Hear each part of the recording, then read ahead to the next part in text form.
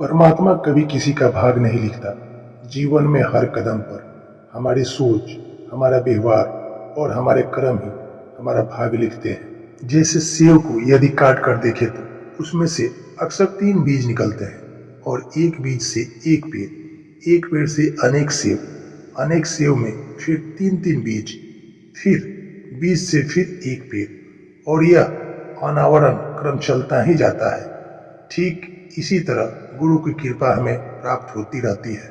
बस हमें उसकी भक्ति का एक बीज अपने मन में लगा लेने की जरूरत है। गुरु एक तेज है जिसके आते ही सारे संस के अंधकार खत्म हो जाते हैं। गुरु वो मार्गदर्शन है जिसके बजते ही अनाहत नाद सुनना प्रारंभ हो जाता है।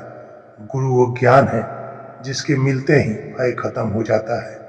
गुरु वो दीक्षा है जो सही मायने में मिलता है तो भाव सागर पार हो जाता है। गुरु वो नदी है जो निरंतर हमारे प्राणों में बहता रहता है।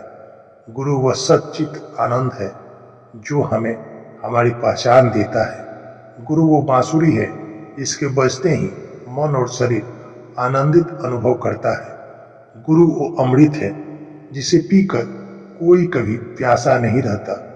गुरु वो कृपा है जो सिर्फ कुछ सद शिष्यों को विशेष रूप में मिलता है और कुछ पाकर भी समझ नहीं पाते हैं। गुरु वो खजाना है जो अनमोल है। गुरु वो प्रसाद है जिसके भाग्य में हो उसे कभी कुछ की जरूरत नहीं पड़ती। एक बार एक साधक ने ओशो से पूछा, गुरु का जीवन में होना क्यों जरूरी है? कुछ लोग कहते हैं कि जीवन एक संघर्ष है, कुछ अन्य कहते हैं कि जीवन एक खेल है, और कुछ कहते हैं कि जीवन उत्सव की संज्ञा देते हैं। इनमें कौन सही है?